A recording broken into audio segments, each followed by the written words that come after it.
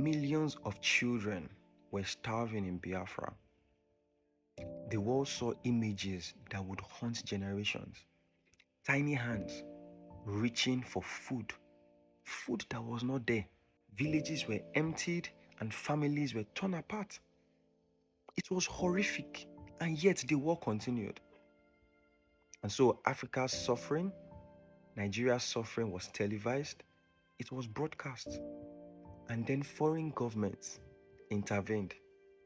But like always, they intervened out of selfish interest, not out of compassion. Some will support one group, another country will support another group. It was just out of selfish interest. And isn't it funny how those tiny hands is still a very large part of how Africa is seen today? These narratives have to change for Africa to progress.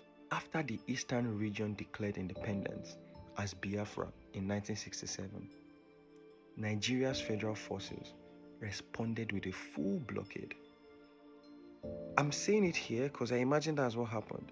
They were probably instructed to do that by foreign interests, because a reasonable government won't respond that way to internal conflict. It's a conflict within your country. Why are you responding with such harsh measures if they were not listening to outsiders? Till today, they are still listening to outsiders. Food, medicine, relief supplies, everything was restricted intentionally. Think about it. How would you do that to your own people? Tens of thousands died from malnutrition and disease, and the world watched this humanitarian disaster. In response, aid organizations organized the Biafran Airlift. Planes flew over conflict zones and they supplied food, they supplied medicine, they even supplied doctors, missionaries. All these people risked their lives to save thousands. By the end, more than 5,000 flights had transported over 150,000 supplies. It was the largest civilian airlift at the time, and the world watched all of this. And so television brought this crisis to homes in Europe and United States.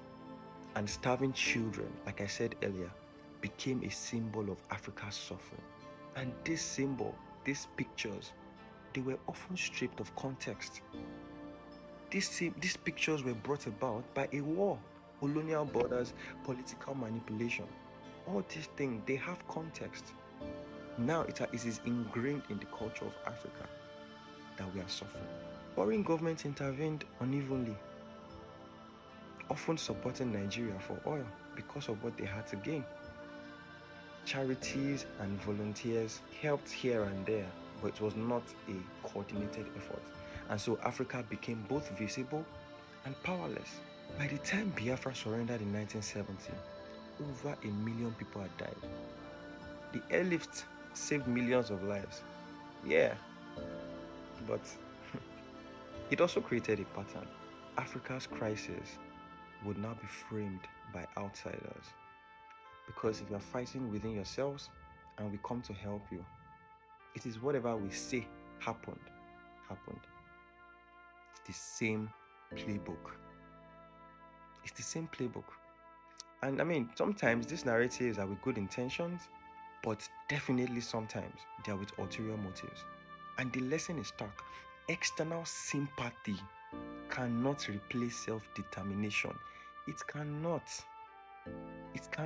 Until today, the same thing is happening because we have refused to learn. Of course, we need external help. Definitely, because our governments are just crazy people. They have no sense. But the moment external help comes, that is the moment you take power from your hands.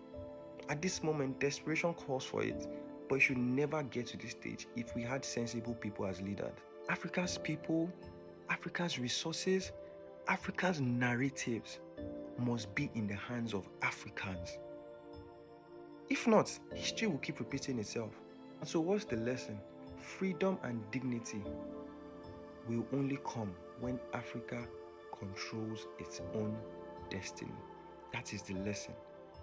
And that is the lesson we must learn through these conversations. We must learn this lesson by force. control your destiny or leave your stories and your destiny in the hands of another. Until next time.